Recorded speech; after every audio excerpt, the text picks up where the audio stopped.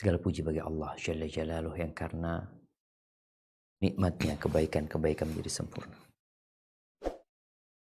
Yang karena rahmatnya niat-niat baik hamba dapat terlaksana. Allahumma salli wa sallim ala abdika wa rasulika sayyidina wa maulana Muhammad wa ala alihi wa ashabihi ajma'in. Amma ba'd. Ahibati fillah, sudah setengah Ramadan berlalu. Kita sudah mau mendekati garis finish. Kita nih sedang persiapan masuk ke final. Yang seharusnya kita semakin semangat. Persiapan semakin matang. Kesungguhan semakin membara di dalam diri. Tekad yang bulat untuk menang itu biasanya membalut jiwa seorang yang telah masuk ke final. Bagaimana gembiranya dia, bagaimana bahagianya dia, bagaimana senangnya dia. Ya. Tapi yang jadi masalah untuk Ramadan ini, yang kita semua maklum, ada satu hadiah terbesar yang letaknya di 10 hari terakhir, yaitu Lailatul Qadar. Tapi kok kita mulai loyo? Bahkan ada yang sudah berhenti sholat tarawih. Berhenti. Awal Ramadan tuh, Ba'dal Isya, itu masih sepi. Karena orang pada sholat. Ana ingat juga awal Ramadan, ya Allah, ya, jalanan sepi. Orang-orang itu beribadah. Tapi sekarang, karena Ana biasa tarawih di rumahnya orang tua. Jadi berangkat Ba'dal Maghrib itu, udah rame jalanan. Pulang Ba'dal Isya, penuh. Ana mau kemana orang-orang ini? Iya. Semangat untuk beribadah mulai kendor. Tapi semangat untuk menyambut Idul Fitri semakin membara. Itu yang menyebabkan mereka keluar bersama keluarga mereka untuk belanja ini, belanja itu, untuk ke toko pakaian, mempersiapkan diri untuk Idul Fitri. Jadi semangatnya berubah. Ahibati fillah, seharusnya kalau bicara normalnya, kita ini mendekati 10 hari terakhir semakin semangat. Kenapa? Kita kan udah sampai juz 15 nih. Juz 16 nih. Qur'annya. Dan Allah berfirman di surat Al-Anfal ayat 2. Apa kata Allah Azza wa Jalla? Nah, silakan dibaca. A'udzu billahi minasyaitonir rajim. Innamal mu'minuna alladzina idza dzukirallahu wajilat qulubuhum wa idza tuliyat 'alaihim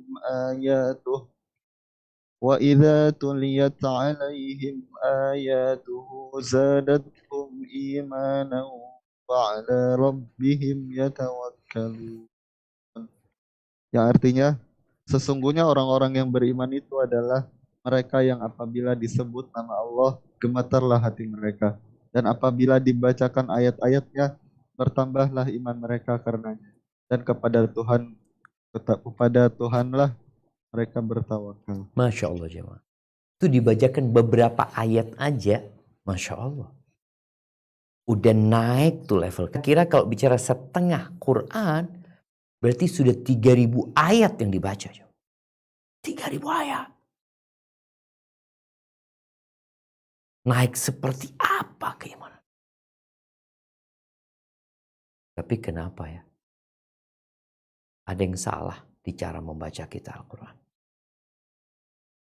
Mungkin ada yang kurang tepat di niat kita ketika bermakmum sholat tarawih mendengarkan ayat-ayat Allah. yang seharusnya membuat keimanan itu naik, bukan tambah loyo. Yang membuat kita semakin berambisi untuk meraih Lailatul Qadar. Semakin bersungguh-sungguh untuk mendapatkan surga Allah Azza wa Jalla. Bertambah tuh. Tapi bagian kita berbeda. Kita perlu memperbaiki kondisi hati kita. Karena motornya tuh di sini. Dan kita perlu memperbaharui keimanan kita. Kata Nabi SAW dalam hadis yang diriwayatkan oleh Al-Hakim dan Tabrani, Innal iman la yakhlaqu fi jawfi ahadikum kama yakhlaqu thawb. Sesungguhnya iman itu bisa usang. Sebagaimana usangnya pakaian kalian. Iman itu di dalam tubuh kita, di dalam hati kita bisa usang seperti usangnya pakaian. Fas'alullah an yujaddidal iman fi qulub. Kalian berdoalah, memohon kepada Allah Azza wa Jalla agar Allah memperbaharui keimanan kalian. Ahibati fillah. Kita nanti Id akan melihat orang bergembira, bersenang-senang dengan pakaian baru mereka. Sebagian orang-orang yang bijak mengatakan, Laisal Id liman labisal jadid. Idul Fitri itu bukan untuk orang yang pakai baju baru. Bukan. Baju baru tiap hari kau beli bisa. Id itu bukan untuk yang pakai baju baru. Tapi Id itu untuk orang yang imannya bertambah. Yang takwanya meningkat, pantas dia Id. Gimana kita mau merayakan Idul Fitr kalau iman kita sudah mulai loyo sebelum selesai Ramadan?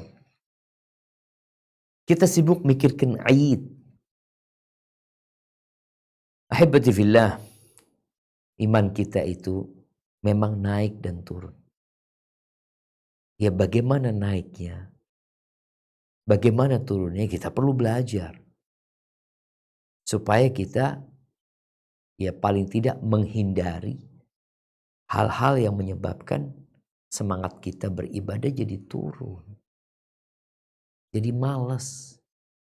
Ada yang memang dari awal malas. Tapi ada yang di pertengahan ini malas. Ada yang di akhir Ramadan close. Ramadan itu udah selesai. Dia udah selesai Ramadan. Udah gak puasa lagi. Na'udzubillah. Ahibati fillah. Rasulullah SAW bersabda di dalam hadis yang diriwayatkan oleh Al-Asbahani dalam kitabnya Al-Hilyah. Ma minal qulub qalbun illa walahu sahabatun kasahabatil qamar. Tidak ada satupun hati dari hati manusia ini, melainkan dia memiliki awan seperti awannya rembulan.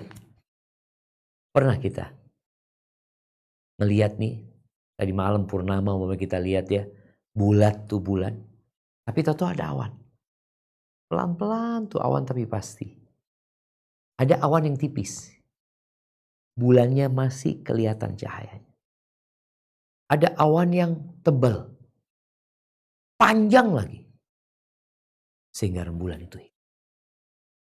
Iman itu memiliki awan seperti awannya rembulan. Bainamal qamaru mudhi id alathu sahabatun fa'adlama id tajalat anhu fa'adha. Ketika lagi terang, tahu ada awan. Gelap jadi. Tapi nanti awan itu pergi jadi terang kembali. Itu yang terjadi dengan sebagian kita. Yang sedang ditutupin awan hatinya.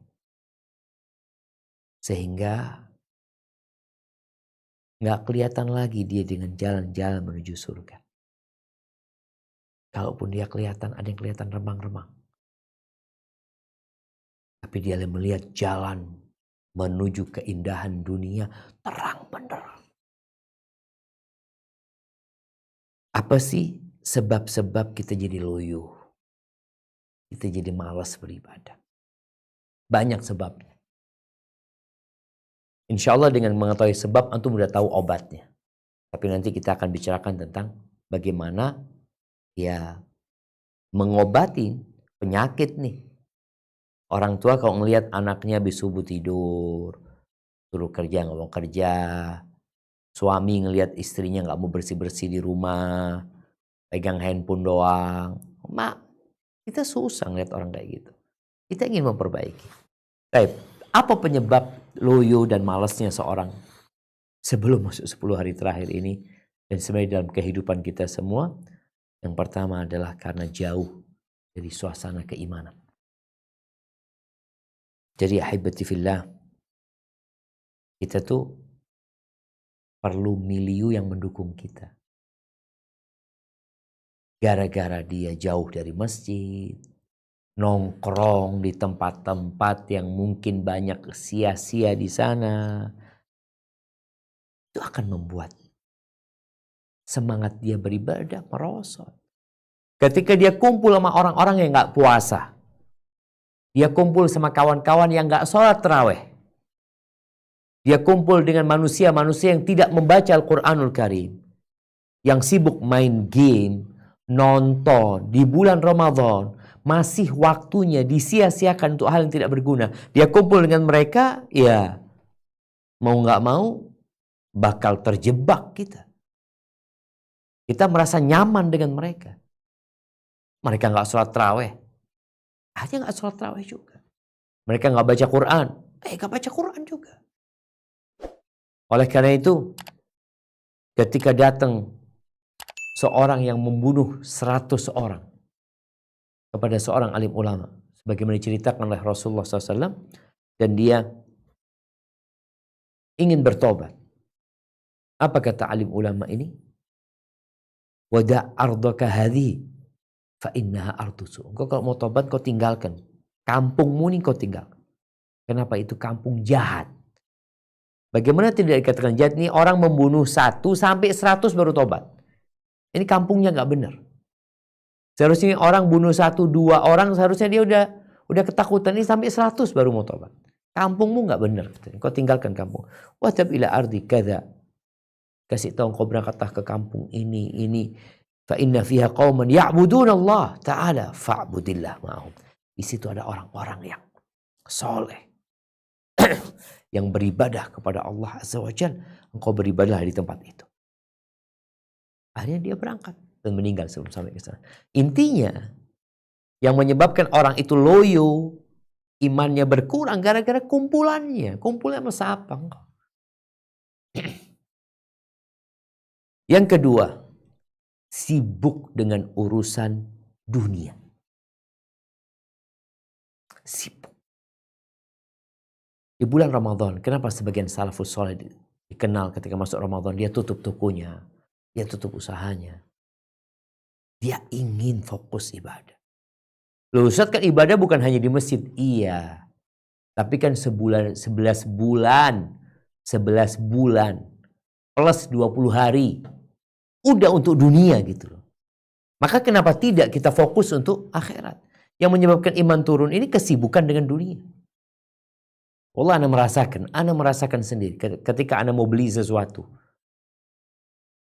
Ya beli online ya. Ngelihat ini. Wallahi kadang kala setengah jam belum dapat yang mau dibeli. Setengah jam, bayangin kalau kita baca Quran. Atau kita baca subhanallah wa bihamdih. Masya Allah, naik tuh iman kita. Tapi gara-gara kita sibuk dengan dunia kita, ya ditambah ambisi. Bukan gak boleh kita cari dunia, jamaah silahkan cari dunia. Tapi kan ada waktunya. Ada momentum tersendiri kita perlu memanfaatkan untuk cari akhirat.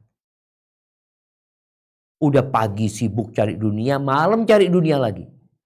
Nabi SAW menyebutkan ada manusia-manusia yang dibenci sama Allah, yang salah satu kriterianya dia itu jifatun billail, himarun binahar. Dia itu bangkai di malam hari. Bangkai tidur sudah, gak sholat, gak apa. Pagi harinya keledai, kerja. Ada yang kayak gitu. Alim bid dunya, jahil bil akhirah. Urusan dunia pinter dia. Ada dalam benak dia untuk cari dunia. Tapi urusan akhirat bodoh sama sekali. Subhanallah. Mu'ad bin Jabal radhiyallahu taala anhu, dia pernah memberikan wasiat. Ya ibna Adam, wahai anak Adam, engkau itu butuh kepada bagianmu di dunia. Iya, engkau perlu.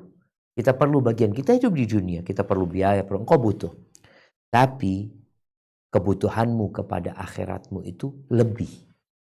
Jadi sama-sama butuh nih. Orang kan kalau mamanya dia berangkat ke pasar, dia bawa duit 10.000. Dia butuh dengan 2. Dia butuh dengan air dan dia butuh dengan makanan. Uangnya hanya cukup beli air. Mana yang lebih dia butuhkan? Itu yang seharusnya dia utamakan. Maka Mu'ad mengatakan, kebutuhanmu kepada akhirat itu lebih daripada kebutuhanmu kepada dunia. Fa in bada'ta binasibika minal akhirah. Kalau engkau mulai dengan bagianmu yang akhirat, engkau dahulukan, yang dunia ikut. Tapi kalau engkau dahulukan yang dunia, fataka nasibuka minal akhir. Kau bisa kehilangan bagianmu dia. Wa anta minad dunya ala khatar. Dan engkau untuk duniamu berada di area yang bahaya. Engkau bakal tinggalkan duniamu gitu. Akhirat udah gak dipikirkan, dunianya mau dia tinggalin. Maka ahibati fillah, itu penyebab kedua. Perlu kita jemaah mengatur waktu kita dengan urusan dunia kita. Penyebab ketiga yang menyebabkan orang loyo, malas beribadah, itu angan-angan yang panjang. Dia punya angan-angan yang panjang. Dia mengatakan gak apa-apa lah, nanti kan ada Ramadan selanjutnya. Ada Ramadan selanjutnya, masih adalah amalan-amalan lain. Kan bukan cuma itu amalan. Dia berangan-angan. Ini yang menyebabkan tadi dia jadi loyo, jadi malas ibadah. Kenapa? Orang yang panjang angan-angannya untuk urusan dunia ini, dia lupa sama akhirat. Yang ada dalam benak dia dunia. Dan dia akan menunda-nunda tobatnya. Nanti tobatnya, nanti dia akan tobat. Dan dia akan fokus dengan dunia, malas beribadah kepada Allah Azza wa Jalla. Kenapa? Dalam benak dia ibadah ini menghasilkan duit? Enggak kan? Dapat fulus memangnya? Enggak dapat. Ketika dia bekerja, duit dia dapat. Apalagi momentum Ramadan ini momentum untuk banjir keuntungan dunia. Maka ujiannya berat memang. Allah memberikan kesempatan besar untuk mendapatkan akhirat di bulan Ramadan ini. Tapi Allah buka urusan dunia juga menggiurkan. Tinggal engkau mau mulai dari yang mana. Kalau engkau mulai dengan urusan dunia, kau nanti urusan akhirat, nanti, ya udah. Engkau akan lama bertobat. Dan boleh jadi ajal datang engkau belum sempat bertobat. Kemudian sebab yang keempat itu jauh dari ilmu agama. Ya, kalau bicara ilmu agama, inilah yang akan memotivasi kita sebenarnya. Kita jadi paham gitu loh. Ada apa sih Lailatul Qadar? Apa itu puasa? Apa itu sholat malam? Apa itu zikir? Dia akan paham gitu aja. Tapi kebanyakan kita yang dibaca novel, urusan ilmu-ilmu dunia, sehingga membuat dia ya semangat lagi tapi untuk dunia. Coba belajar ilmu agama. Karena sejatinya kita semua sadarlah jamaah. Ilmu yang tidak perlu dipelajarin kita bakal mati. Nah, semua mati. Tapi kalau kita punya ilmu agama, kita jadi tahu sama yang halal, yang haram. Kita tahu dengan fadilah amalan tersendiri yang biasanya akan memotivasi kita beramal. Tapi kalau kita menjauh dari ilmu agama, kajian gak pernah hadir, kemarin karena COVID, sekarang udah gak COVID. Udah ada kajian di masjid, tapi juga gak datang. Kajian online pun juga malas-malesan. Itu tadi karena banyak menjauh dari ilmu agama. Penyebab yang kelima, kadangkala tidak adanya idola. Absennya teladan yang baik. Ya kalau yang dijadikan teladan sama dia itu penyanyi, pelawak. Yang dijadikan teladan itu adalah artis ya. Ya gimana dia akan semangat beribadah? Dia akan semangat bernyanyi. Dia akan semangat merias diri. Tapi kalau teladannya itu adalah orang-orang soleh, maka subhanallah, bagaimana para sahabat Nabi semangat beribadah ketika mereka ada contoh gitu loh jamaah, yang dicontoh sama mereka. Jadi kita coba lihat, antum ngefan ke siapa? Kalau ngefan ke drakor, BTS atau apa ajalah yang dijadikan umpamanya teladan sama mereka, mungkinkah itu akan menyemangati dia beribadah? Ana sejak ngefan ke BTS itu, Ustaz, alhamdulillah sholat malam ana sekarang bisa 2 jam, Ustaz. Nggak bakal kayak gitu. Yang ada iman tuh akan turun. Jadi secara umum iman itu naik karena ketaatan, turun karena dosa. Dan itulah menyebabkan kita malas. Dan boleh jadi kita nggak bisa beribadah dengan nyaman, nggak bisa menikmati karena hati kita tuh lagi tertutup sama dosa-dosa tadi. Kemudian yang keenam yang menyebabkan orang itu malas beribadah, loyo, banyak ngomong, banyak berbicara, banyak makan, banyak tidur, banyak bergaul. Itu bakal malas ibadah. Yang namanya orang banyak ngomong, ya udah ngomong ngalor ngidul, kalau orang Jawa, ke timur, ke barat, ke utara, ke selatan. Pas waktu ibadah malas. Kenapa? Karena ngobrol nyaman gitu loh. Enak. Yang kedua banyak makan. Ya kita lihat nih, ketika berbuka sebagian kita itu yang ada di benaknya itu makan. Doanya orang yang berbuka mustajab nggak ada dalam benak dia. Yang ada dalam benak dia, aku mau makan yang enak. Sehingga sebagian kita secara langsung ya dapat merasakan. Ketika dia makan banyak, mau sholat maghrib, jangan bicara tarawih, maghrib. Jadi makan seharusnya untuk menegakkan punggung. Ini punggungnya malah melorot ya. Jadi kadang-kadang karena kekenyangan duduknya udah gini. Udah punggungnya nggak bisa nahan karena keberatan sama perut. Seharusnya makan tuh secukupnya membuat punggungmu tegak. Tapi enggak ini. Tuh banyak ngomong, banyak makan. Kita lihat bagaimana Nabi SAW berbuka gitu. Bagaimana beliau sahur ya. Kemudian banyak tidur. Ini sebagaimana tidurnya orang yang puasa itu ibadah. Orang yang puasa itu semakin sedikit tidurnya. Karena mereka fokus ibadah. Tidurnya pun diniatkan untuk bangun beribadah. Kemudian banyak bergaul. Ngobrol sana, berangkat ke rumahnya fulan, berangkat ke rumahnya. Habis waktumu. Kadang-kadang orang itu nih kafe, kita lihat kafe ya. Orang bikin kafe itu untuk apa? Ya untuk ngomong, untuk ngobrol, untuk ketemu sama sahib-sahibnya. Maka sebagian mereka beli kopi secangkir, itu ngobrolin 1 jam, 2 jam. Nanti ke rumahnya fulan, nanti ke rumahnya fulan. Ya Allah, engkau ke rumahnya Allah. Mau ke tempatnya fulan, ketemu fulan. Nih sekarang nih mau masuk 10 hari terakhir, engkau lebih sering ke rumahnya Allah. Lebih sering menyendiri sekarang. Daripada ngobrol. Daripada bergaul untuk saat ini, mau masuk 10 hari terakhir dikurangin. Maka subhanallah, sebagian orang itu ketika masuk 10 hari terakhir, dia keluar dari grup WA. Dia keluar dari semuanya, minta maaf dia. Kenapa? Ya ini kebanyakan grup. Wallah waktunya hanya untuk ketawa, cengisan. Melihat ini ketawa-ketawa, melihat ini ketawa-ketawa, habis waktunya. Terus bagaimana ngobatin keloyohan dan kemalasan ini? Ya, tadi sebab-sebab yang disebutkan seharusnya dihindari. Tapi yang pertama, kita perlu mengevaluasi diri kita. Kita ini benar-benar ikhlas enggak sih jamaah beribadah? Karena di antara dampak dari keikhlasan, orang itu enggak akan malas. Orang kalau ikhlas lillahi ta'ala, dia akan semangat. Kenapa dia semangat? Karena dia merasa diawasin selalu sama Allah Azza wa Jalla. Maka kita lihat orang yang ria itu semangat ibadahnya karena ada yang ngawasin, ada yang liatin. Diliatin, oh semangat dia. Tapi kalau nggak ada yang ngeliatin, dia jadi males. Nah, makanya kita bagaimana kita menumbuhkan keikhlasan di diri kita. Bahwasanya kita beribadah tidak berharap apa-apa dari manusia. Kita tidak sedang mencari dunia.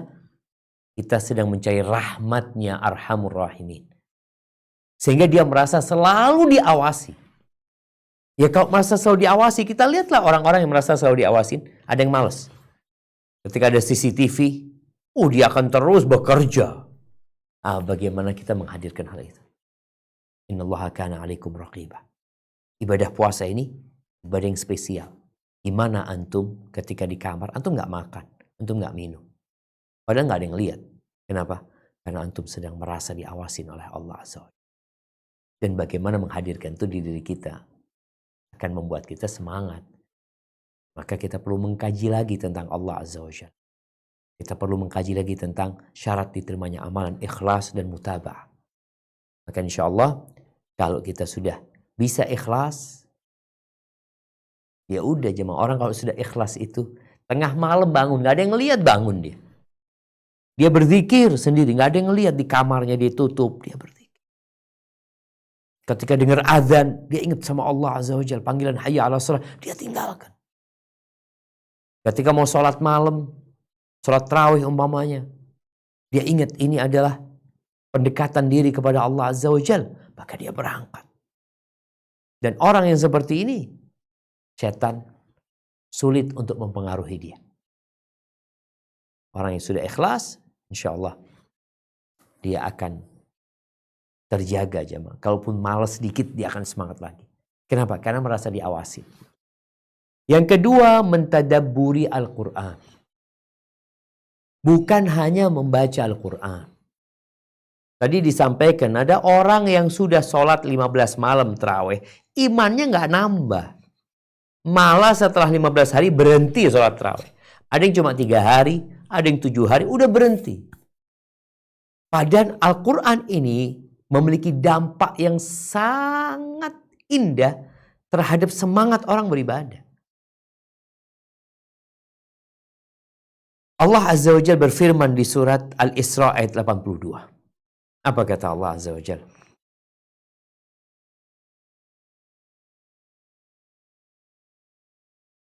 وَنُنَزِّلُ مِنَ الْقُرْآنِ مَا هُوَ شِفَاءٌ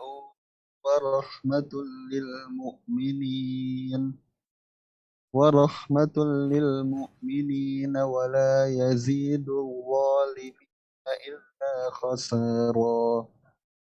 Dan kami turunkan dari Al-Quran sesuatu yang menjadi penawar dan rahmat bagi orang-orang yang beriman.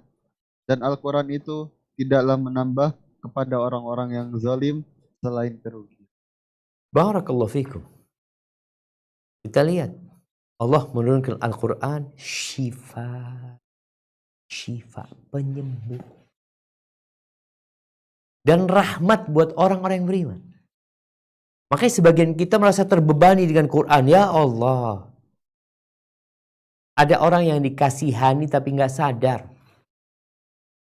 Ini Quran kasih sayang. Cuma yang namanya penyembuh tadi kita akan mendapatkan kalau kita mentadabburinya. Itu kalau dikaitkan dengan menyembuhkan hati tadi. Memahami maknanya, menghayatinya, merenungkannya. Kita dapat tuh. Iman tuh bakal naik.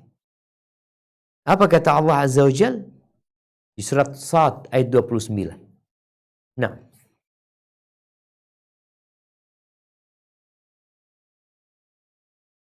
Kitabun anzalnahu ilaika mubarakun liyadabbaru ayatihi waliyatadzakkara ulul albab. Ini adalah sebuah kitab yang kami turunkan kepadamu penuh dengan berkah, supaya mereka memperhatikan ayat-ayatnya dan supaya mendapat pelajaran orang-orang yang mempunyai pikir. nih jamaah, kita disuruh tadabbur, disuruh ngambil pelajaran gitu. ketika kita membaca Al-Quranul Karim tanpa mentadabburinya, kita tetap dapat fadilah. Apa fadilahnya? 1 huruf 10 kebaikan. 1 ayat 1 ekor onta. Tapi kalau engkau mentadabburinya, engkau akan mendapatkan yang lebih indah dari sekedar pahala. Engkau akan dapat hidayah dari Allah. Maka kalau kita lihat bagaimana Nabi SAW ketika mendengarkan Al-Quran dibacakan kepada beliau oleh Abdullah bin Mas'ud.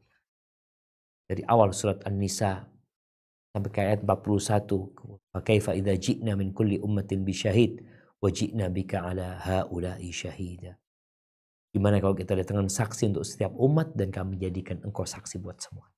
Nabi mengatakan hasbuk, cukup. Abdullah bin Mas'ud melihat kepada Nabi SAW. Ternyata air matanya sudah menetes. Seperti itu. Kadang-kadang kita baca gak mentadabburi. Nabi SAW ketika lewat ayat rahmat beliau minta. Ayat adab beliau berlindung dari adab Allah. Ayat tasbih beliau bertasbih. Ini menunjukkan bahwa beliau hidup bersama apa yang dibaca. Sedangkan kebanyakan kita enggak. Yang penting sholat. Mau 11, mau 23. Kita bukan sekedar mengejar banyak-banyakan tadi. Bagaimana kita mendapatkan obat, jemaah. Ada orang dikasih obat, tapi cara minumnya salah. Bukan tambah sehat kadang-kala. Maka Allah turunkan Al-Quran sebagai obat. Dengan cara apa? Kita mentadabburinya. Kita ambil pelajaran dari. Bagaimana diriwayatkan dari kalangan salafus saleh ya. Ada yang membaca seperti Sa'id bin Jubair. Dia mengulangi firman Allah di Al-Baqarah 48. Wattaqu yawman la tajzi nafsun an nafsin syai'a. Takutlah kalian kepada hari yang jiwa tidak akan memberikan balasan, tidak akan memberikan manfaat kepada jiwa sedikit pun. Wa la yuqbalu minha syafa'ah. Enggak akan diterima syafaat. Wa la yu'khadhu minha adlun. Mereka enggak akan diterima tebusan dari mereka. Wa la hum yunsarun. Mereka tidak akan ditolak. Diulang. Disebutkan bagaimana Umar bin Khattab sakit gara-gara membaca surat At-Tur ayat 7. Inna azaba rabbika lawaqi'. Sesungguhnya azab Tuhanmu itu pasti jatuh. Sampai sakit. Karena tubuhnya sakit, imannya bertambah. Ahibati fillah. Jadi yang pertama tadi ikhlas. Yang kedua adalah mentadabburi Al-Quran. Maka tolong di bulan Ramadan ini manfaatkan waktunya untuk membaca Al-Quran dengan tafsirnya.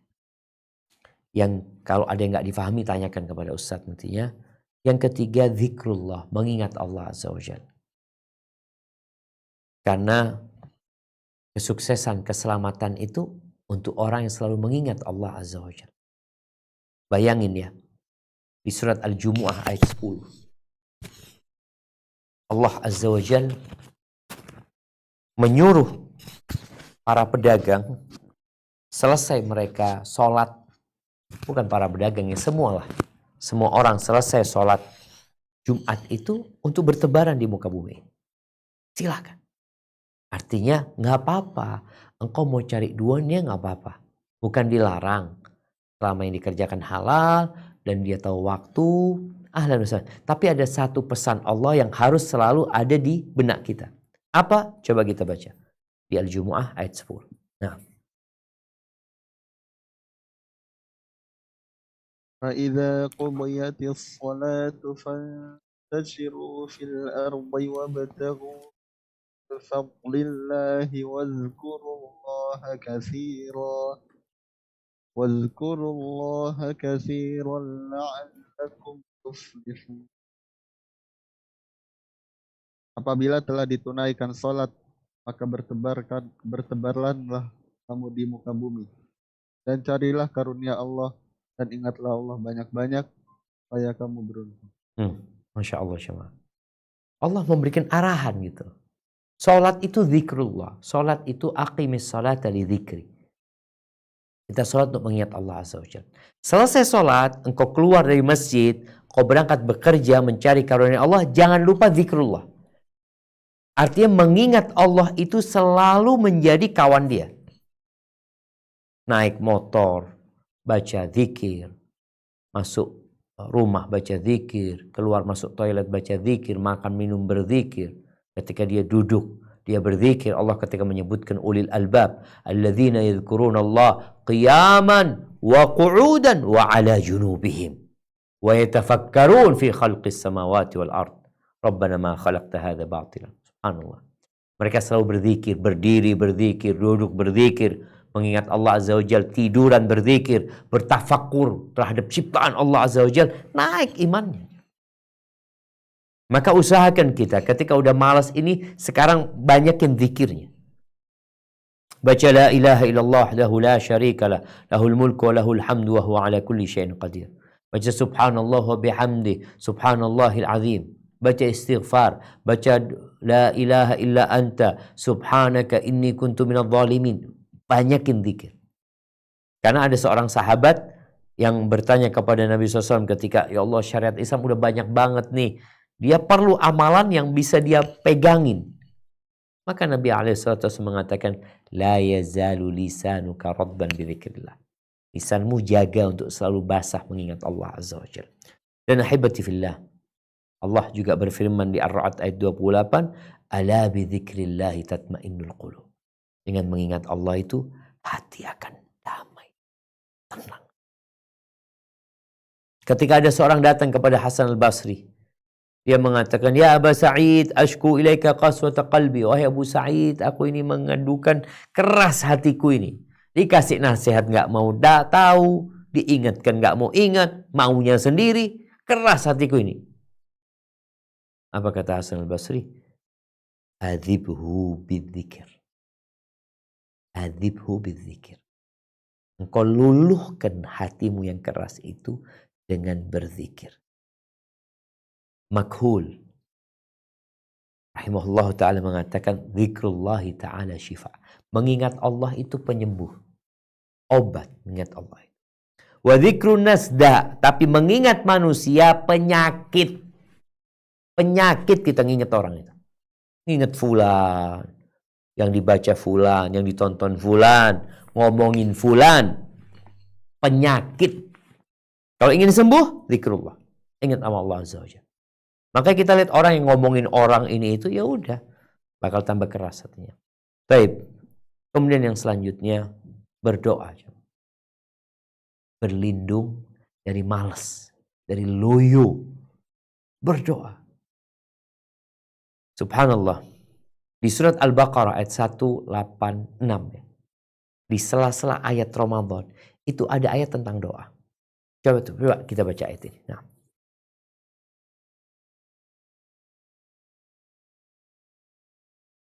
Wa idza sa'alaka 'ibadi 'anni fa inni qarib ujibu da'watad da'i idza da'ani falyastajibu li wal yu'minu bi la'allahum yarshudun. Dan apabila hamba-hambaku bertanya kepadamu tentang aku, maka jawablah bahwasannya aku adalah dekat. Aku mengabulkan permohonan orang yang berdoa apabila ia memohon kepadaku. Maka hendaklah mereka itu memenuhi segala perintahku dan hendaklah mereka beriman kepadaku agar mereka selalu berada dalam kebaikan.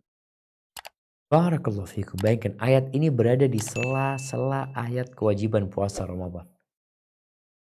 Allah mengingatkan Ramadan ini waktunya berdoa. Memohon kepada Allah Azza wa Jalla.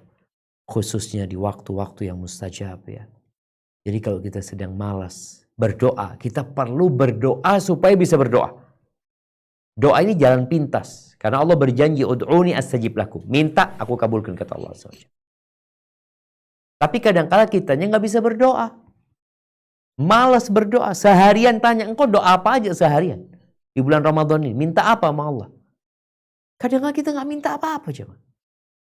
Tidak mengkhususkan waktu aku mau doa nih. Lagi jam 11, atau nanti jam 1 istirahat aku mau doa. Kadang-kadang nggak ada dalam benak kita. Rasulullah SAW pernah mengatakan kepada para sahabatnya, "Atuhibbuna an tajtahidu fid du'a?" Kalian mau semangat berdoa. Jadi gimana kita mau berdoa kalau kita masih loyo? Maka sekarang bagaimana supaya semangat berdoa? Nabi SAW mengatakan, "Atuhibbuna an tajtahidu fid du'a?" Kalian ingin semangat berdoa? Qulu, katakan, Allahumma a'inna ala syukrika wa dzikrika wa husni ibadatik. Ya Allah, bantulah kami untuk bersyukur kepadamu, mengingatmu dan beribadah yang baik kepadamu. Seperti doanya Mu'ad yang Nabi ajarkan kepada Mu'ad. Allahumma a'inni ala dzikrika wa syukrika wa husni ibadatik. Dihayati maknanya itu. Kalau kita benar-benar sedang memohon kepada Allah Azza wa Jalla. Kenapa? Karena Allah nggak ngabulin doa kalau sumber doanya itu dari hati yang lalai. Ahibati fillah. Di antara doa yang sering dibaca Nabi SAW dari Anas bin Malik radhiyallahu anhu, annahu kana yasma'un nabiyya sallallahu alaihi wasallam kathiran. Anas tuh sering dengar Nabi membaca apa? Allahumma inni a'udzubika minal hammi wal hazn wa a'udzubika minal ajzi wal kasal wa a'udzubika minal bukhli wal jubn wa dhala'id dain wa ghalabatir rijal. Rahul Bukhari wa Muslim. Yang artinya, ya Allah, aku berlindung kepadamu dari kekhawatiran dan kesedihan. Aku berlindung kepadamu dari kelemahan dan kemalasan. Aku berlindung kepadamu dari sifat bakhil dan sifat pengecut. Aku berlindung kepadamu dari terlilit hutang atau dizalimin sama orang. Nabi berlindung ya, dari sifat bukan cuma males ya, sebelumnya dari kesedihan, kekhawatiran. Biasanya orang tuh kalau sedih, galau, malah dia nggak produktif, nggak ngapa-ngapain dia duduk. Kok nggak menghasilkan apa-apa gitu. Seharusnya dia minta perlindungan kepada Allah supaya dihindarkan dari hal-hal yang tadi disebutkan. Kemudian di hadis Abdullah bin Mas'ud, Nabi SAW pagi dan petang itu selalu berdoa, meminta kepada Allah Azza wa Jalla perlindungan dari malas. Di antaranya, Allahumma inni a'udzubika minal kasali wal haram. Ya Allah, aku berlindung kepadamu dari malas dan tua renta ya, yang pikun, berlindung kepada Allah. Itu tiap pagi dan petang. Maka ahibati fillah, saatnya. Dan kita perlu memaksa diri, dipaksa diri kita. Dipaksa melepaskan diri dari milieu yang tidak mendukung, dari kawan-kawan yang buruk, kita pindah, paksain diri kita. Paksain beribadah, hanya butuh pembiasaan. Mau iktikaf harus nih. Sebagian salafus saleh itu kalau masuk malam-malam ganjil, mereka mandi, mereka ganti baju yang bagus. Kenapa? Supaya semangat beribadah gitu. Hadza wallahu a'lam bissawab. Itu mungkin yang dapat Anda sampaikan pada kesempatan kali ini. Semoga menjadi penyemangat kita atau menjadi obat buat kita yang sedang malas, sehingga 10 hari akhir Ramadan ini kita lebih semangat lagi, pelajari lagi fadilah-fadilahnya, dapat apa aja. Biasanya orang akan semangat. Ketika ada diskon, ada big sale, apalah macam-macam membuat orang biasanya semangat. Baik, Anda kembalikan ke moderator untuk memandu acara selanjutnya. Jazakumullah khairan.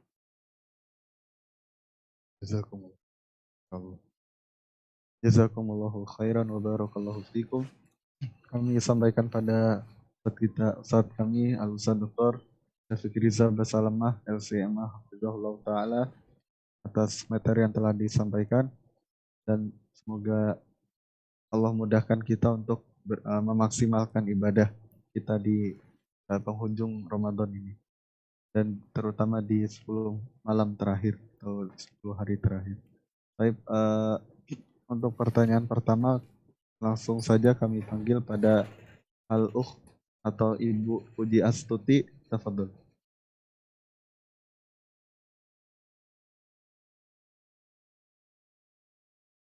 Nah.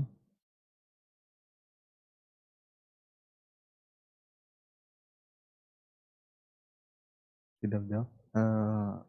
Baik, Ana bacakan pertanyaan pertama. Halo, Assalamualaikum. Waalaikumsalam warahmatullahi wabarakatuh. Kaifa haluka Ustaz? Alhamdulillah bi khairin wa afiyah. Barakallahu fiik. Alhamdulillah. Ustadz, Nah, izin bertanya Ustadz. Di 10 hari terakhir biasanya para ikhwan atau bapak-bapak banyak melakukan iktikaf di masjid-masjid. Bagaimana dengan akhwat atau anak Ustadz? Apakah boleh melaksanakan iktikaf juga? Tapi apakah juga di masjid Ustadz?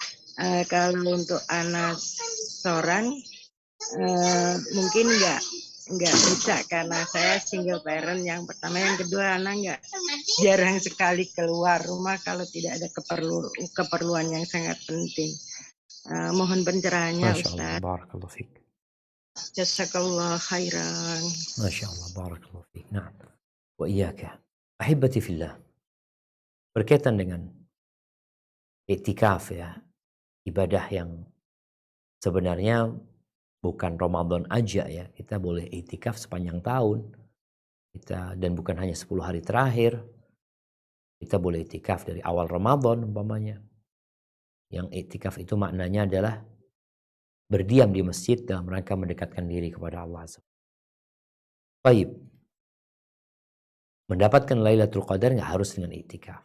Tapi untuk mendapatkan hasil yang maksimal, tadi untuk menciptakan milieu yang mendukung, untuk meninggalkan segala yang merampok kebahagiaan kita kadangkala, itu dengan kita menyendiri, sehingga kita bisa lebih fokus memanfaatkan waktu kita. Tapi nggak harus.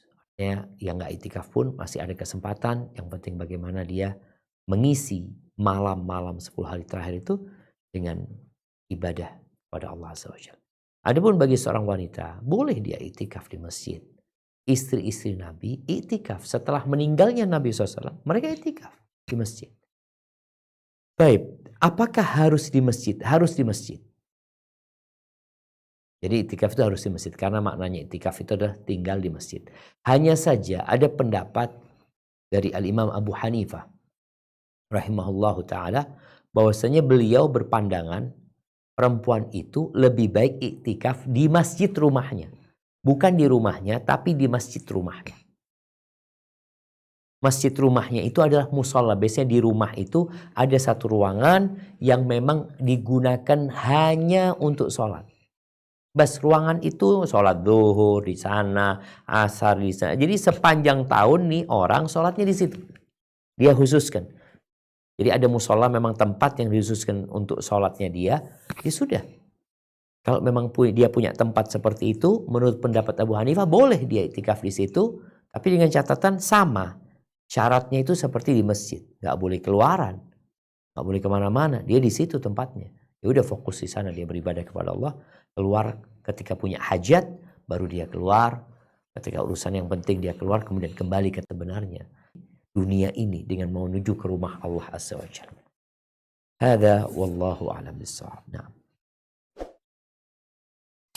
Barakallahu fikum ya Ustazana. Selanjutnya Anda akan bacakan. Bismillah. Assalamualaikum warahmatullahi wabarakatuh. Ustaz. Waalaikumsalam warahmatullahi.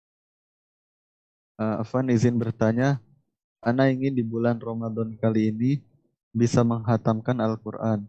Tapi Ana baru sampai di juz ke-9. Pertanyaannya, apakah menghatamkan Al-Quran termasuk amalan yang dikhususkan di bulan Ramadan? Dan bagaimana cara mengejar ketertinggalan bacaan Al-Quran ini, Ustaz? Karena Ana ingin di bulan Ramadan ini Ana bisa menghatamkan Al-Quran dan bisa lebih baik lagi karena Ana takut kalau Ramadan tahun ini adalah Ramadan terakhir untuk Ana. Mohon penjelasannya dan jazakumullah. Masya Allah. Barakallahu fiik. Nah, ahibati fillah. Menghatamkan Al-Quran itu sebenarnya dianjurkan setiap bulan.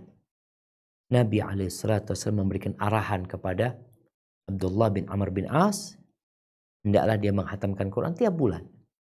Tapi karena dia minta lebih cepat lagi dikasih 7 hari. Dan Nabi SAW memberikan arahan ya paling cepat 3 hari lah menghatamkan Quran. Jadi sebulan itu bisa 10 kali kita hatam Quran sebenarnya. Jadi bukan amalan di bulan Ramadan saja. Hanya saja bulan Ramadan istimewa. Karena bulan yang penuh dengan berkah. Ya. Bagaimana Jibril di bulan Ramadan itu tiap malam datang menjumpai Nabi SAW untuk tadarus. Nabi menyetorkan hafalannya kepada Jibril alaihissalam. Dan ketika di akhir hayatnya dalam sebulan 2 kali beliau menyelesaikan setoran kepada Jibril alaihi salatu wasallam. Jadi ini amalan yang sangat mulia karena bulan Ramadan memang syahrul Quran, bulannya Al-Quranul Karim. Dan para salafus saleh di momentum-momentum yang penuh dengan berkah ini biasanya volume ibadahnya ditambah, bukan hanya bacaan Qurannya, tapi semuanya gitu loh. Sehingga yang biasa hatam di luar Ramadan 7 hari sekali, di Ramadan 3 hari sekali. 10 hari terakhir tiap malam dia hatam Al-Quran Karim. Jadi insya Allah buat yang bertanya, engkau bisa mengejar ketinggalanmu, engkau belum ketinggalan. Artinya seorang itu bisa membaca Al-Quran Karim, anggaplah yang paling tidak sehari itu, kalau dia baca 2 jam, udah 2 juz dia dapat. Atau bahkan lebih. Kalau 3 jam, hanya saja waktu kita kadang-kadang nggak ada. Habis dengan hal-hal yang kurang bermanfaat. Maka tolong untuk mengejar ketinggalanmu, engkau bikin program. Programnya gimana? Kalau memang kau mau hatam sekali, usahakan tadi dengan membaca artinya, engkau butuh waktu berapa banyak? Kalau umpamanya Quran 1 juz itu 20 halaman. Oke, berarti engkau harus baca sehari itu 20 halaman. Tinggal dibagi. Habis subuh 2, habis subuh 4, habis zuhur 4, habis asar 4, habis maghrib 4, habis isya 4 tuh udah 20, dapat kita tuh. Insya Allah bisa, artinya kita tinggal minta tolong sama Allah Azza wa Jal. Ketika datang bisikan-bisikan yang gak bagus, kita berlindung kepada Allah dari godaan setan yang terkutuk, dari bisikan jiwa kita, sehingga kita lebih semangat lagi, dan usahakan waktu-waktu mustajab itu digunakan untuk berdoa, sehingga di Ramadan yang bisa jadi Ramadan terakhir kita semua jemaah, nggak ada yang tahu, wallahi nggak ada yang tahu. Wa ma tadri nafsun madza taksibu ghadan wa ma tadri nafsun bi ayyi ardin tamut. Nggak ada yang tahu dengan besok kita mau ngapain, nggak tahu. Mati di mana kita juga nggak tahu. Maka setiap muslim hendaklah selalu mengingat kematian sehingga dia terus termotivasi untuk beramal dan tidak menunda-nunda taubat. Hadza wallahu a'lam bissawab. Barakallahu fikum ya Ustazana. Kemudian selanjutnya kami panggil pada Yuliza Bekasi. Tafadhol.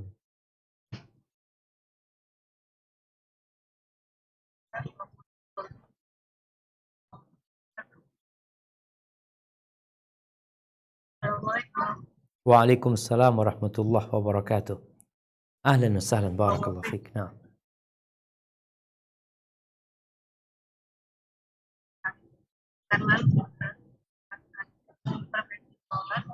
Afwan, suaranya putus-putus ya. Coba diulangin, bismillah.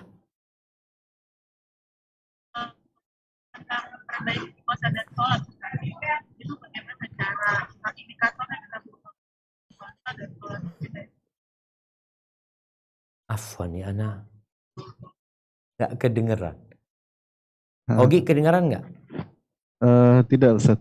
Mungkin untuk Pak Yuliza bisa disampaikan lewat Tulisan mungkin. Chat Zoom. Berapa? Udah Bapak ya. Barakallahu fikum. Mohon maaf. Selanjutnya ada Al-Ukht Maryam Jasmine, tafadhol. Assalamualaikum warahmatullahi wabarakatuh. Waalaikumsalam warahmatullahi wabarakatuh. Ahlan wa sahlan, barakallahu fiik. Nah. Ustadz, saya tadi sempat dengar kalau Ustadz bilang boleh keluar dari grup kalau grup itu, tapi emang saya keluar dari grup karena saya pikir grup itu kalau bahas suka bercanda-canda tapi kadang mengotorin hati lah candaannya. Nah. Akhirnya saya keluar dari grup. Tapi saya dibilang memutuskan silaturahmi, Ustadz. Nah.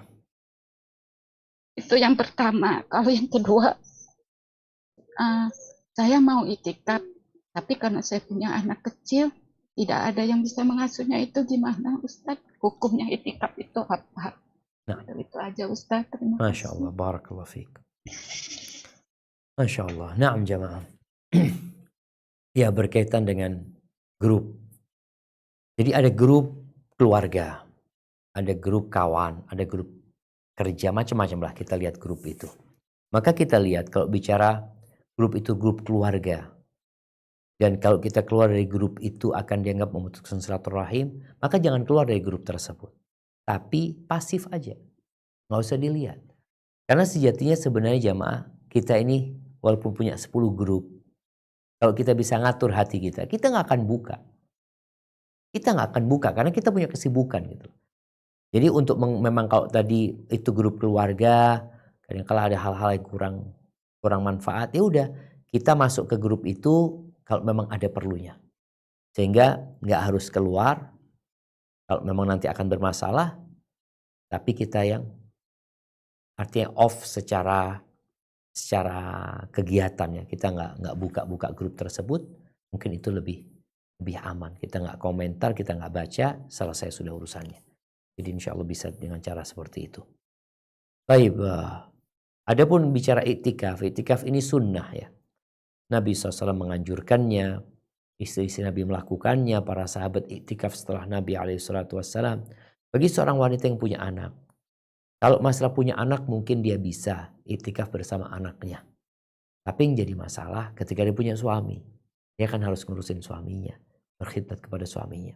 Atau dia punya anak yang nggak bisa diajak iktikaf, dan akan mengganggu di masjid umpamanya. Maka insya Allah tadi mungkin pendapat Abu Hanifah, kalau memang di rumah ada musola, ya udah iktikafnya di rumah di sana atau di musola rumah situ, dengan harapan dia bisa lebih fokus beribadah kepada Allah Azza wa Jalla. Hadza wallahu a'lam bissawab. Nah. Barakallahu fikum ya Ustazana wa jazakumullah khairan. Pertanyaan selanjutnya. Bismillah. Semoga Ustadz Syafiq selalu dalam lindungan Allah Azza wa Jalla. Izin bertanya Ustadz, bagaimana dengan seseorang mendapati bulan Ramadan hanya sekedar puasa, sholat, tidur, dia tidak mampu menahan amarah dan lisannya masih mudah mencaci maki dan mengumpat, bahkan yang dimaki itu anak dan istrinya, lebih mengutamakan baca berita di HP dibandingkan Al-Quran. Bagaimana sikap dia yang begini menimbulkan sikap hilang rasa hormat dari anak dan istrinya? Apakah sikap anak dan istrinya salah, Ustaz? Masya Allah, barakallahu fiik. Naam, ahibati fillah. Nabi SAW 1400 tahun yang lalu, beliau pernah mengingatkan para sahabatnya, rubba sa'imin laysa lahu hadzun min siyamihi illa al-ju' wal 'atash. Banyak orang puasa yang tidak mendapatkan apa-apa dari puasanya kecuali lapar dan haus. Dia cuma dapat lapar dan haus. Kenapa? Karena puasa itu sejatinya untuk meningkatkan ketakwaan. Sehingga bagaimana Nabi SAW menyebutkan kalau orang sedang puasa, ada yang menyakiti dia, ada yang membuli dia, dia tahan emosinya, dia katakan inni shaim, inni shaim. Tapi kalau ternyata ada orang puasa, lisannya tidak terjaga, ya Allah nggak butuh sama puasa dia gitu. Yang dibutuhkan bagaimana dia menjadi orang yang bertakwa. Allah mau kasih pahala sama dia gitu. Dan karena sejatinya Allah tidak membutuhkan ibadah kita sebenarnya. Baik. Yang jadi masalah, tindakan orang itu akan berdampak kepada keluarganya tadi. Jadi ilfil mereka sama orang tua. Jadi nggak respect lagi sama orang tua. Maka kalau itu terjadi ya anak harus bersabar. Istri harus bersabar bagaimanapun dia adalah suami. Anak juga bersabar bagaimanapun dia adalah orang tua. Jadi ketika engkau menghormati orang tua, dengan orang tua yang melakukan tindakan yang tidak terhormat ini, maka niatkan minta pahala sama Allah Azza wa Jalla. Karena yang menyuruh kita berbakti sama orang tua itu adalah Allah Azza wa Jalla. Sehingga seorang anak atau seorang istri tadi melaksanakan tugasnya karena Allah yang memerintahkan dan berusaha untuk memperbaiki. Karena boleh jadi ini orang tua tadi dikatakan udah puasa tapi tetap kayak gitu. Ada asap, ada angin. Ada asap, ada angin. Ada asap, ada api. Apa yang menyebabkan dia marah? Oke, dia memang temperamental, dia nggak bisa menahan marah. Oke, bagaimana sekarang keluarga itu mengkondisikan dia seperti orang yang ganas ya. Seperti contohnya ya, singa yang mau marah, mau nerkam sana, nerkam sini. Bagaimana dia giring, dimasuk ke kandang. Kunci. Udah kasih makan nggak marah lagi dia. Nah, begitu pula. Ada orang-orang tua, ada keluarga, ada kerabat yang perlu dikondisikan, dimasukkan kandang, kasih makanan, udah gak marah lagi. Dan kita tahu, kesukaannya abah ini apa sih? Maunya dia itu apa sih? Yang paling tidak dia suka itu apa? Keluarga tahu. Maka hendaklah pengetahuan ini ya menjadi bahan buat mereka untuk membantu ayah, membantu kerabat, menjadi orang yang lebih baik lagi. Hadza wallahu a'lam bishawab. Kemudian pertanyaan selanjutnya, Ustaz, pertanyaan selanjutnya dari peserta Zoom kita pada kajian kita pada pagi hari ini yang sempat raise hand tetapi mungkin karena kendala ya Ustaz ya. Anda akan bacakan. Bismillah. Afwan izin bertanya Ustaz, bagaimana mengetahui bahwa sholat dan puasa kita sudah baik sehubungan dengan memperbaiki diri agar nama kita terhapus dari neraka. Jazakallahu khairan wa barakallahu fiik. Barakallahu fikum. Ya ahibati fillah. Alhamdulillah. Kalau ingin tahu apakah ibadah kita sudah baik apa belum, maka sudah ada standarnya. Ada standar yang bisa dilihat, bisa diukur. Yaitu apakah kita ikhlas? Coba engkau tanya. Engkau beribadah kenapa sih? Karena kalau nggak ikhlas kayak orang munafik. Idza qamu ila shalah qamu kusala. Mereka kalau sholat males. Sholat mereka. Sholat. Males. Jadi jiwanya itu. Yura'unan riya. Jatuhnya riya. Maka tadi kita lihat. Karena syarat diterimanya amalan itu adalah. Yang pertama ikhlas. Yang kedua kesesuaian dengan syariat. Maka kita lihat. Insya Allah kalau kita sudah bisa ngelihat ya. Kayaknya sholatnya anak tadi kurang. Kenapa? Akal anak gak ada tadi. Anak sholat tapi anak fokus di kantor. Anak fokus di ini. Nah, kita perbaiki lagi. Kemudian kita berdoa jemaah. Setelah kita terus mengadakan evaluasi ya. Karena dengan evaluasi kita ingin jadi lebih baik ya. Insya Allah kita bisa lebih baik sambil terus dibantu dengan doa. Bagaimana Nabi Ibrahim berdoa. Rabbana taqabbal minna. Innaka antas sami'ul alim. Ya Allah terima dari kami ya Allah. Oleh karena itu nanti doanya ucapan selamat di Idul Fitri itu. Sebenarnya yang banyak diriwayatkan dari kalangan salafus soleh itu lebih kepada doa. Ucapannya itu doa, bukan selamat hari raya, enggak. Apa yang dikatakan kepada mereka? Taqabbalallah, semoga Allah menerima. Karena itu yang kita lakukan sebulan full nih. Kita beramal ingin diterima gitu loh. Hadza wallahu a'lam bishawab. Mungkin kita ke pertanyaan terakhir sebelum masuk ke kuis. Nah. Barakallahu fikum ya Ustaz. Nah, untuk pertanyaan terakhir pada Ummu Hafaiz, tafadhali. Assalamualaikum warahmatullahi wabarakatuh, Ustaz. Waalaikumsalam warahmatullahi wabarakatuh. Ahlan wa sahlan, tafadhali. Ahlan bik, Ustaz. Ana ingin bertanya nih, kan kita kalau di bulan suci Ramadan tuh mencari ridho Allah terhadap berbakti kepada dengan orang tua ya Ustaz. Nah. Jadi gini, Ana tuh ada masalah dikit sama orang tua karena ucapan Ana yang mungkin bagi beliau menyakitkan hatinya. Tapi Ana selama ini udah berbulan-bulan ini Ana ingin memperbaiki diri dan minta maaf. setiap anak telepon PC atau apa selainnya, beliau nggak mau menerima maaf anak. Maksudnya dia setiap anak minta maaf tuh dipalingkan, atau anak telepon PC sama bapak minta apa namanya, minta teleponkan ke mama gitu, minta tujuan ke mama nggak mau, dia bilang nggak usah katanya. Jadi anak selama ini dah bertaubat sama Allah, minta ampun. Jadi kiranya bagaimana ya Udah Ustadz? berapa lama Oh, di bulan tahun 2021 Ustadz, di sampai bulan sekarang? sekitar bulan 10. Nah, Jadi udah berapa bulan Ustadz. Jadi anak tuh setiap kali kadang telepon PC, karena anak juga jauh ikut suami kan di Jakarta, sedangkan ibu di Kalimantan. nah, nah. Jadi Udah kan pernah kalau balik nggak selama kejadian? karena anak baru juga ke Jakarta, baru belum setahun, tahun Oh, 2021 jadi kemarin. kejadiannya pada waktu masih di Kalimantan. Udah di Jakarta, udah ada di Jakarta anak. Setelah 3 bulan di Jakarta baru kejadian itu. Siap.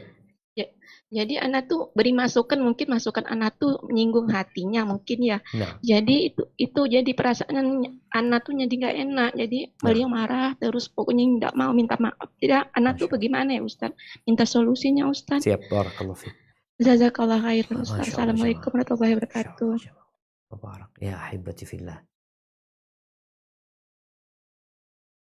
Kita itu tidak akan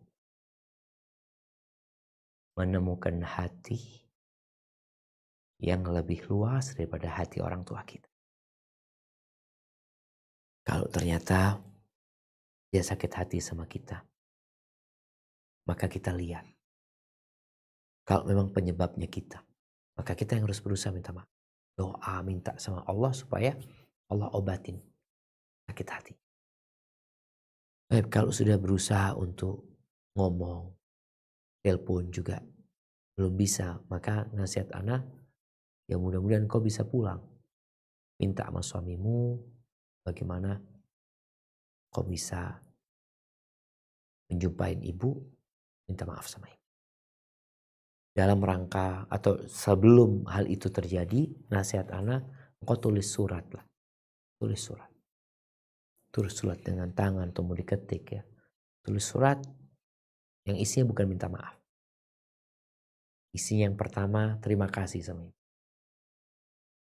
Terima kasih sama ibu yang sudah melahirkan ya. Terus sebutkan kebaikan ibu di sana. Kemudian setelah itu baru engkau minta maaf. Nanti mudah-mudahan walaupun mungkin ibu nggak mau baca, mudah-mudahan di saat dia senggang waktunya, Allah menggerakkan hatinya untuk membuka suratmu tadi, dan dengan cara itu semoga terbuka hatinya untuk memberikan maaf. Itu mungkin bisa diusahakan, dan paling tidak tadi minta sama ayah supaya merayu ibu gitu. Kemudian kau kirimkan hadiah buat ibu juga. Semoga dengan itu hatinya melembut, melunak, dan menerimamu. Barakallahu fiik. Taib, hibati fillah. Mungkin sebelum ditutup kita akan masuk ke sesi kuis. Saya kembalikan ke Ogi. Nah, Barakallahu fikum ya Ustazana. Wa jazakumullahu khairan. Sekarang sudah saatnya kita masuk ke sesi kuis, dan kita untuk sesi tanya jawab sudah tidak ada lagi. Kami mohon maaf kepada semua partisipan yang tidak kami bacakan pertanyaannya dan tidak kami panggil namanya ketika raise hand karena kesempatan yang sangat sempit atau waktu yang kami miliki sangatlah sempit. Baik, untuk sesi kuis ini sebagaimana yang telah Ana sampaikan di mukadimah, bahwa Ustadz akan mengajukan 3 pertanyaan, dan bagi siapa saja yang ingin menjawab 3 pertanyaan tersebut, kami mohon untuk raise hand terlebih dahulu untuk kami panggil pesertanya. Baik, barakallahu fikum. Mungkin bisa dimulai Ustadz. taib. Barakallahu fiik. Pertanyaan yang pertama, sebutkan 3 penyebab orang itu loyo dan malas beribadah.